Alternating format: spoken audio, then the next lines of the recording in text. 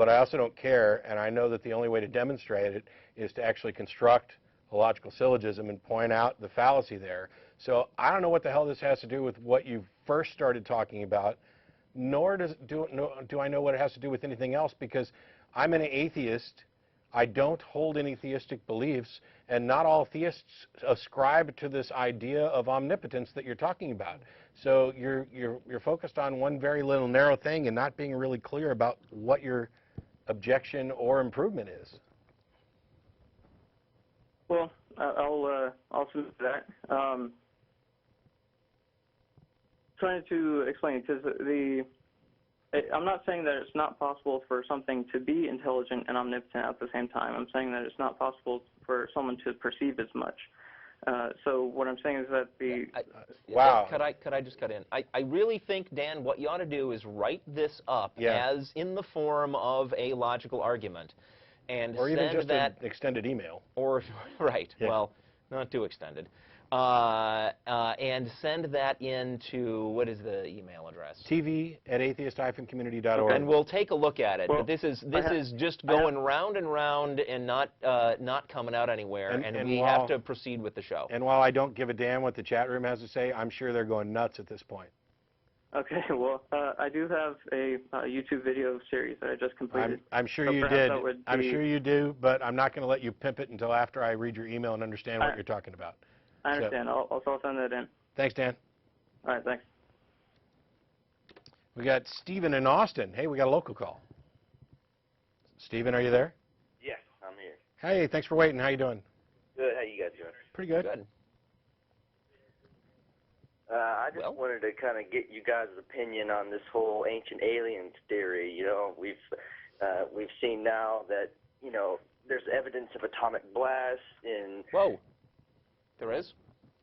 Yes, there has been. Okay. Such as? For instance... You're talking about ancient atomic blasts, right? Yeah, ancient atomic blasts, yeah. Okay. How ancient? 3,000 to 1,500 BC. That would be before World War II. Okay. Oh, definitely. Okay. Such as the incidents in the Indus Valley described in the Mahabharata at Mohenjo-Daro. Okay, a description is not evidence. I can read you descriptions of a Balrog from Lord of the Rings. Doesn't mean there ever was one. What's the evidence that there was an atomic blast? They have proved vitrification of the rocks found in the Mohenjo-Daro site. They have found... Whoa, what does that mean, crude vitrification? What does that mean? Vitrification is when you take a rock and you've superheated it. And the only way to get that level of heat into a rock like that would have to be through some sort of nuclear transfusion. That's not true. I'd recommend you go get Phil Plate's book, his latest book about how the world will end. I forget the name of it. Does anybody remember that off the top of your head? Death from the Skies. One of the things he does, he goes through all the different ways that, you know, the world will likely end. But one of the things that we know, for example, with like the KT event and others, there are these huge impacts from meteorites, etc., that have the energy in the atmosphere of hundreds of thousands of nuclear weapons. So to say that a nuclear weapon is the only way that that type of heat could have been generated on Earth at any time in the prehistoric world is simply not true, since we already know of at least one event that generated more heat than that and potentially wiped out the dinosaurs. So we need something else for there to get from there was intense heat to therefore it was nuclear weapons, and then a step further to aliens. So how do you bridge those gaps? Well, talk about radioactivity, which doesn't come from asteroid collisions. Not true. I mean, and not only that, but you've got solar flare activity that produces devastating radioactivity, which could have happened countless times over the history of the planet. You need more to get to nuclear weapon. Okay. I think an answer to your question, Stephen, is we don't buy it. Yeah. Well, you know, I know you guys are big on saying that, you know, the documentation through ancient texts are not a valid source, which I understand where you're coming from. For some things. Well, they talk about how people's hair and nails fall out, pottery broke without any apparent cause, birds turned white. You know, there are certain things that people in that time could not have known that is the nuclear fallout that they had So- no idea. so- no so one back maybe then it what the wasn't. nuclear. So maybe effect- it wasn't. Sure, they couldn't have known that. And I agree, they couldn't have known that because I don't think they experienced any nuclear explosions. That they reported those other things. They say that a single projectile charged with all the power in the universe, an incandescent column of smoke and flame as bright as 10,000 suns, And swirling suns going around it. I mean, that's well. They explain all the side take any effects what would human being, happen let after a nuclear explosion. take and any people at human that time being, would know. dude, take any human being, let their imagination run wild and write some shit down. I mean, that doesn't mean anything. Yeah, I mean, Well, it's not like it's just some, off random person writing it down on a piece of paper, and this is the Mahabharata that it's been around for thousands of years. So what? I'm sure there's somebody's laundry list that's been around for thousands of years. I mean, saying something happened and then getting to determine what actually happened are two different things.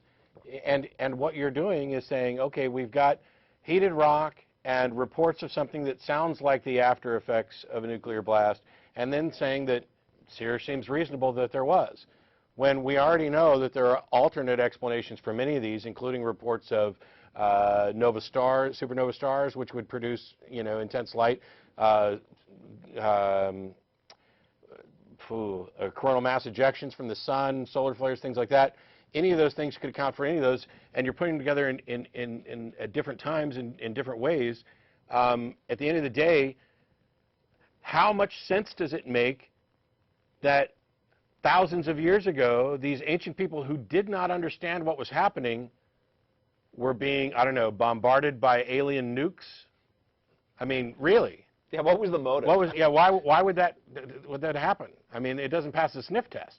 Aliens came all the way across the galaxy, found Earth with a bunch of kind of like primitive cultures that were able to make pottery. The theory doesn't say they came across us and just found us. The theory actually goes that, they took life here on Earth that was abundant in its many different varieties, gene spliced the actual, even maybe the apes, to create this. Yeah, we're really not buying it now. And in addition to this, they blew up some nuclear weapons while they were doing this gene splicing. Piling more crazy claims on top of it does not make it more believable. Yeah. That's a fundamental error.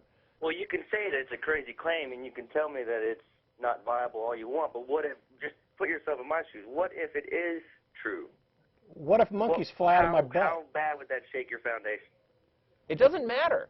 A claim is not more likely to be true, is not made more likely to be true by making it more extreme. It wouldn't shake my foundation. What matters is what's actually true. It doesn't matter how big a deal it would be if it was true. That's irrelevant. It wouldn't shake my foundations at all because my foundations are on evidence. And if you prove that it was true based on evidence, it doesn't shake my foundations. It gives me a broader understanding of what is actually true. There's been the evidence, but what about the ancient? What about the Nazca lines in Peru? Keep going on. The Nazca lines of Peru. Okay. Wow. You're done, Stephen. Sorry.